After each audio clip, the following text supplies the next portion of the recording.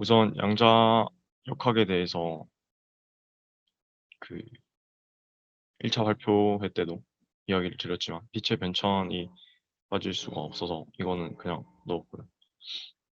그리고 나중에 홈딥에 대해서 해석을 할 때 불확정성 원리가 들어가기 때문에 이 부분 다시 언급을 하겠습니다. 우선 결맞음과 간섭에 대한 저희의 해석은 이런 식으로 했고, 빛에서의 결맞음, 빛의 세기 합 공식을 통해서 저희는 결맞음을 이해를 했습니다. 그리고 빔 스플리터를 유도하는 과정이 연구에서 진행이 되었는데, 빔 스플리터 행렬은 저희가 A에서 빛을 입사시켰다고 생각을 하고 다시 돌아올 경우에 반사, D로 진행을 할 경우에 투과라고 명명을 했습니다. 저희. 그래서 각각의 경우에 대해서 위상차를 표현을 한 식이 이 파이에 대한 식인데, 파이 T는 이제 투과를 했다는 뜻이고 파이 R은 다시 반사를 해서 A 쪽으로 다시 돌아왔다는 뜻입니다. 그래서 각각의 경우에 대해서 투과를 하는 경우를 생각해 보면 중간 빔 스플리터에서 반사를 하고 C에서 반사를 하게 돼서 빔 스플리터에 다시 돌아왔을 때 투과를 해서 D 쪽으로 나가는 경우와 빔 스플리터에 처음에 도착을 했을 때 투과를 해서 B에 도착해서 다시 반사한 다음 다시 두 번째로 빔 스플리터에 들어왔을 때 반사를 하여 D로 나가게 되는 경우가 있습니다. 그래서 그 경우에 대해서 각각의 경로차를 위상차로 변환을 해준 다음 K를 곱해서 왔다 갔다를 왕복 2번 하기 때문에 2를 곱해주고 투과와 반사를 하고 거울에서 반사되는 위상차까지 고려를 해서 식을 적어주면 다음과 같은 식이 나오게 됩니다. 그리고 반사를 한 경우에 대해서는 투과를 2번 하거나 반사를 2번 하기 때문에 어, 이런 위상차가 보여지게 됩니다. 에너지 보존식에 의해서 다음 같은 식에 만족을 하는데 이게 50대 50 빔 스플리터이기 때문에 반사한 빛, 어, 반사한 빛 첫 번째 경로와 두 번째 경로 그리고 그 두 개의 합이 같게 됩니다. 그래서 전체 전체 투과된 빛은 투과 경로 1과 투과 경로 2의 합을 루트 2로 나누는 값이 되는데 아까 전에 위상차를 이렇게 표현을 했기 때문에 전개를 해서 이렇게 전개를 쭉 하다 보면 투과된 빛이 처음 빛의 세기에 투과된 빛의 세기에서 1 플러스 코사인 파이 t 프라임 빼기 파이 t 2 프라임이 됩니다. 그리고 똑같이 반사된 빛에 대해서 전개를 하게 되면 다음 같은 식으로 얻습니다. 여기서 최종적으로 코사인에 관한 등식을 얻게 되는데 이 등식을 풀어보면 처음 위상차를 저희가 반사와 투과에 대한 위상차로 표현을 했기 때문에 마지막으로 반사된 빛의 위상차는 투과된 빛의 위상차에 2분의 파이를 더한 값이 됩니다. 그래서 한 번 더 에너지 보존 법칙을 적용을 하게 되면 빔 스플리터 행렬이 루트 2분의 1, 1, I, 1 이렇게 나오게 됩니다. 다음은 저희가 MZI 간섭계를 통해서 실험을 분석할 것인데 처음에 입사광이 E0일 때 빔 스플리터를 거치고 저희가 투명한 매질을 통해서 임의로 위상차를 준 다음에 다시 빔 스플리터를 통과시켜서 나타나는 현상에 대해서 발표를 하겠습니다.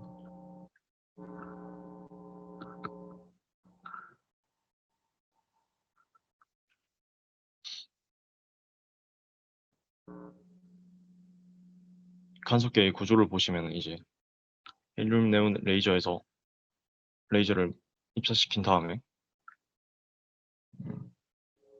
거울에서 반사를 시키고 빔 스플리터를 통해서 간섭 효과를 관찰하는 것입니다. 여기서는 디텍터가 하나로 사용을 하였는데요. 스크린을 통해서 저희가 직접 눈으로 간섭 무늬를 관측할 수 있도록 하였습니다. 저희가 투명한 매질을 통해서 위상 변화를 주었다고 했는데 두께가 D인 유리판을 광경로에다가 놓았을 때 스넬의 법칙에 의해서 스타2, 즉 골절각이 저런 식으로 나타나게 되는데 저희가 이 광경로 차에서 K를 곱하면은 위상차를 알 수가 있기 때문에 다음 같은 식으로 위상차를 알 수가 있습니다. 그래서 MZI에서 저희가 스크린 통해서 관측한 무늬는 이런 식으로 나타났습니다. 유리판을 조절해가면서 위상차를 계속 바꿔주고 보완 간섭이 일어났을 때랑 상쇄 간섭이 일어났을 때 두 가지 경우를 촬영한 것입니다. 다음으로는 이제 직교 MZI 실험을 진행을 했는데 여기서의 실험 도구는 다음과 같습니다. 레이저와 편광판 그리고 하프웨이브 플레이트인데 이게 편광 방향을 바꿔주는 그런 기구입니다.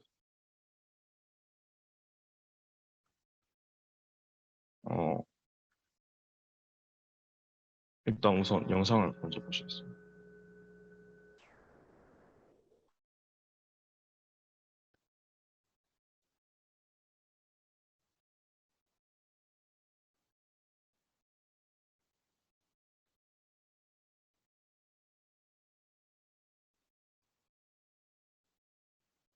이 아까 전에 유리판을 넣었을 때 간섭무늬 변화를 영상으로 나타낸 것이고 이제 MZI 실험 결과를 수식적으로 해석을 해볼 건데 이 부분은 나건호 학생이 발표를 하겠습니다.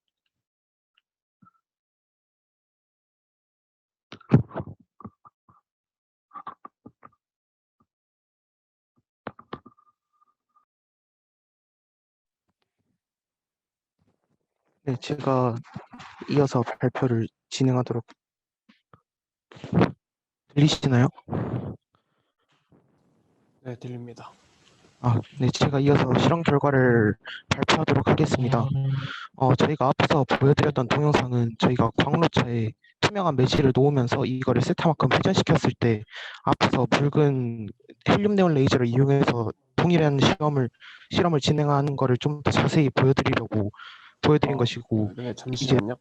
네. 그 마이크에 바람 소리가 또 세게 들려서 조금만 마이크 떨어뜨려서 말씀해 주시면 좋을 것 같아요. 그래서 저희가 방금 보았던 이 결과를 수식적으로 전개를 해보았습니다. 그 실험 결과를 해보면은 먼저 저희가 앞에서 말씀드렸던 MZI 행렬에 대입을 해보았습니다.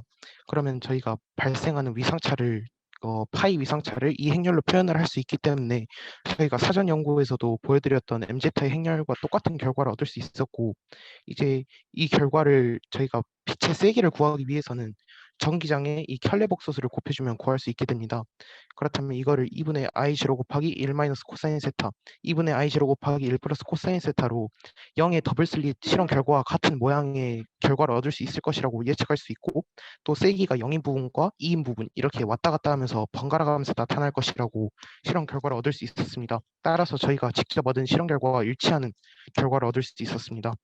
그러면 저희가 다음 직교 편광 실험을 발표드리기에 앞서서 편광이라는 현상을 좀 더 설명을 드려야 하는데, 편광은 전자기파가 진행해 나갈 때 이건 고전적으로 설명드리겠습니다. 전기장과 자기장이 특정 방향으로 진동하게 된 현상입니다. 저희가 뭐 광물을 관찰하는 현미경도 편광 현미경을 이용하기도 하고 이렇게 빛의 진동 방향을 결정해 줌으로써 현상들을 관측하는 데 이용을 하는 것입니다. 이거는 저희가 앞서 보여드렸던 MZI와 조금 다른 구성을 가지고 있는데, 첫 번째 빔 스플리터 있잖아요. 이게 저희가 폴러라이징 빔 스플리터라고 해가지고 투과되는 빛은 호리zon털, 그리고 반사되는 빛은 수직 방향으로 진동을 하도록 만들어가지고 투과된 빛과 반사된 빛이 각각 다른 방향의 평광을 가지도록 해주는 빔 스플리터입니다. 근데 이때 투과된 빛 쪽에 해프웨이브 플레이트라는 것을 설치를 했는데 이게 어떤 역할을 하냐면은 이 해프웨이브 플레이트가 원형으로 되어 있는데 이걸 조금씩 회전을 시켜주면서 평광 방향을 조절할 수 있습니다. 그렇기 때문에 저희가 이거를 예를 들어서 2분의 파이만큼 회전을 시키면은 수평 평광이던 빛이 수직 평광이 돼가지고 결국에 같은 방향의 평광을 가질 수 있도록 저희가 조절을 하는 광학 기기라고 설명드릴 수 있겠습니다. 그럼 이제 저희가 앞서 보여드렸던 실험 장치에서 해프웨이브 플레이트의 방향을 조금씩 회전시키면서 간섭무늬가 어떻게 실제로 사라졌다가 나타났다가 하는지 이걸 동영상으로 보여드리도록 하겠습니다. 지금 현재는 간섭무늬가 잘 나타나고 있는데 저희가 좀 회전을 시켜주니까 간섭무늬가 사라지는 걸 볼 수 있습니다. 이제 여기서 다시 회전을 시켜주게 되면은 다시 간섭무늬가 나타나는 것을 볼 수 있습니다. 또다시 간섭무늬가 사라지는 걸 볼 수 있고 이런 식으로 저희가 앞에서 나왔던 해프웨이브 플레이트를 회전시켜줌을 통해서 빛의 평광 방향이 다를 때 어떤 간섭무늬를 나타내게 되는지 설명을 드릴 수 있겠습니다. 그렇다면 저희는 이걸 실험 결과를 또 해석을 수식적으로 해보았는데요. 첫 번째로 저희가 말씀드렸던 그 MZI 행렬에서 이번에는 평광을 가진 빛이기 때문에 전기장의 진동 방향을 X 캐럿 방향이랑 Y 캐럿 방향으로 나누어 가지고 그 고민을 해보았습니다. 그렇게 해가지고 결과적으로 계산을 해보면은 아래 수식을 따라서 쭉 전개를 해보면은 다음과 같은 결과를 얻을 수 있는데 저희가 켈레 복소수를 곱해주게 되면은 알파 즉 한쪽으로 방출된 빛과 그 다른 쪽 빔 스플리터의 다른 쪽 아웃풋으로 방출된 빛이 같은 세기를 가진다. 이것은 세타에 따라서 의존성을 가지지 않는다. 즉 간섭무늬가 나타나지 않는다라는 결과를 얻을 수 있었습니다.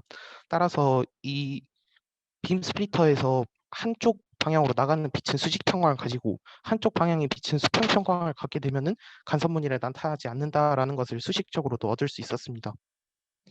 그럼 이제 저희의 본 주제인 홈딥에 대해서 설명을 드리도록 하겠는데 저희가 홈딥 실험을 그 영상 강의로 제공받지는 못해가지고 홈딥 그래프를 저희가 직접 도출하지는 못했고 이걸 수식적으로 이해를 하는 데 의의를 두었습니다.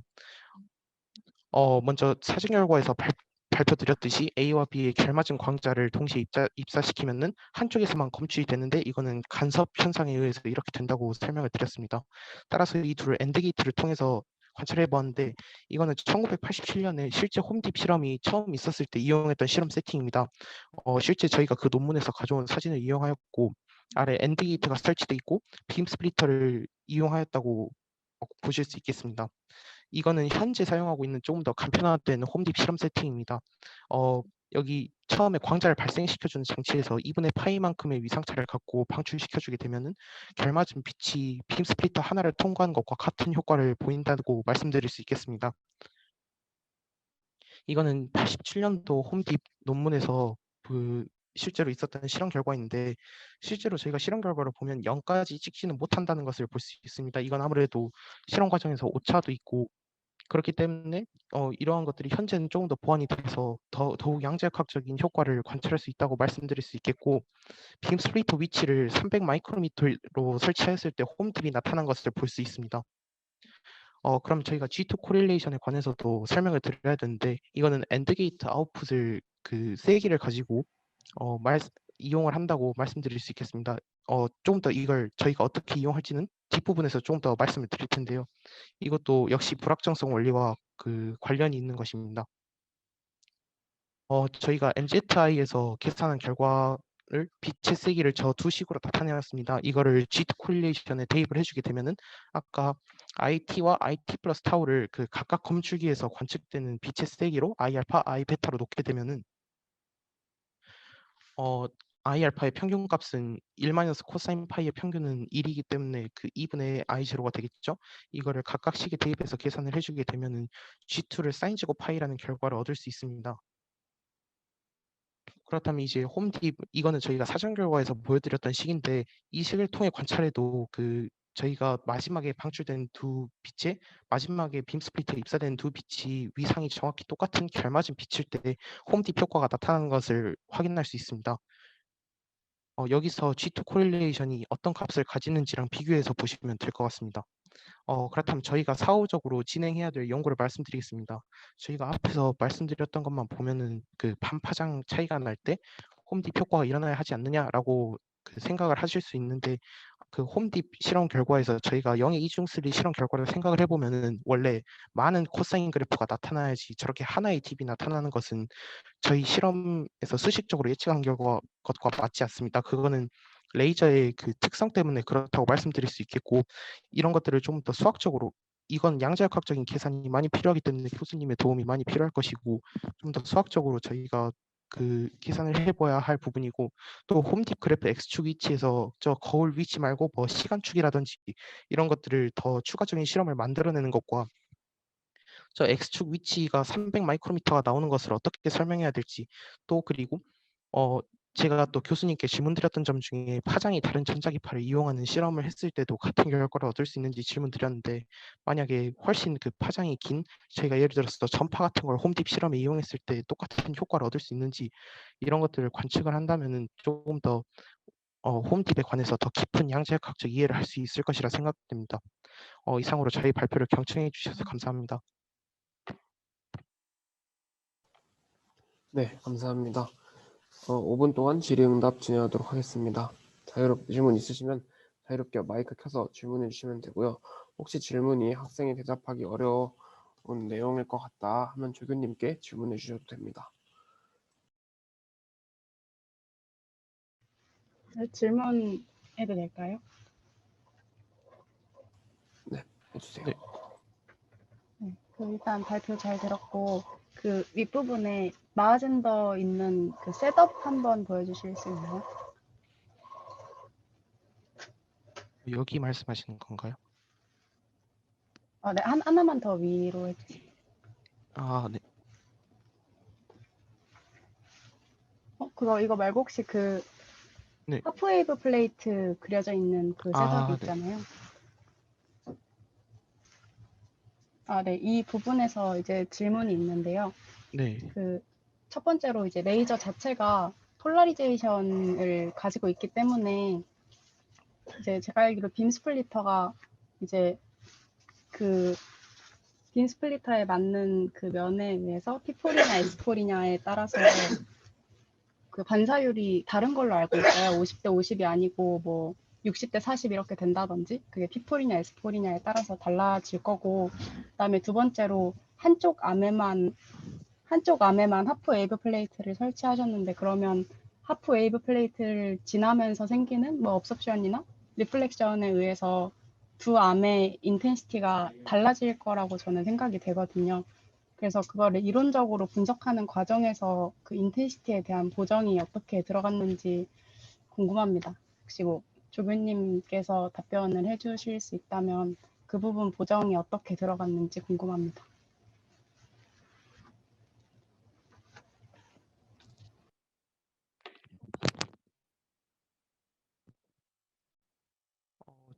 제가 말씀드리도록 하겠습니다. 먼저 저기 폴러라이징 빔 스플리터 앞에도 해프웨이브 플레이터가 하나가 있는데 저희가 교수님이 주신 실험 스킨 사진을 PPT로 옮기면서 빼먹은 것 같습니다. 그 부분 사과드리겠습니다. 그리고 아무래도 그런 부분들이 있기 때문에 여기서 분명 0이 나타나야 하는 위치에서도 그 조금씩 레이저 빛의 세기가 관측되는 걸 확인할 수 있습니다. 아무래도 이런 그 완벽하게 간섭 무늬를 나타내지 못한 것도 그런 영향이 있을 것이라고 생각합니다. 그리고 저희가 이론적으로 계산한 이 부분에서는 저희가 완전 그 100% 이론적인 예측을 따를 것이다라고 예측하고 쓴 식이라고 말씀드리겠습니다. 혹시 그 답변이 되셨을까요? 네, 감사합니다. 감사합니다.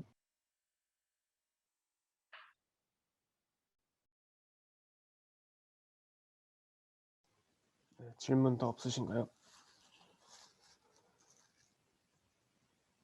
네, 질문 더 없으시면 학생들의 소감 들어보도록 하겠습니다. G11조 같은 경우에는 GP12조 조교님과 같아가지고 그 조교님 소감은 G12조 발표 끝나고 듣도록 하겠습니다. 네, 학생들 소감 짧게 해주세요.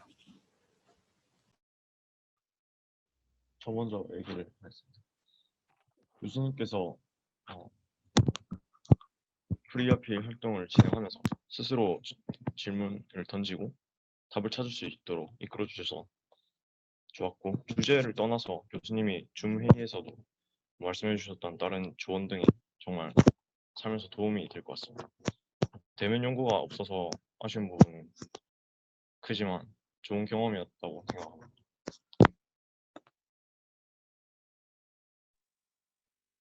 저도 역시 그 교수님께서 이론 수업을 진행해 주셨던 방향이 먼저 질문을 던져주시고 저희가 충분히 해결할 수 있는 시간을 갖게 해주신 다음에 솔루션을 공개해 주셔서 훨씬 더 저희가 이론적으로 얻어갈 수 있는 부분이 많았던 것 같고, 또 저희 팀이 2명으로 그 연구 결과를 발표하게 됐는데 오히려 그러다 보니까 저 팀원분과도 조금 더 돈독한 관계를 만들어 나갈 수 있어서 좋았던 것 같습니다. 그리고 아무래도 저희가 대면으로 진행을 한 것보다는 많은 실험을 진행하지 못해서 아쉬운 마음도 크긴 하지만, 그래도 저희가 양자역학적으로 어려운 내용 중에 하나도 저희가 좀 그래도 이해를 해나가는 방향으로 연구를 풀어나가서 좀 더 뜻깊은 경험이었다고 생각됩니다. 교수님, 조교님 그리고 팀원분들께도 모두 감사드립니다.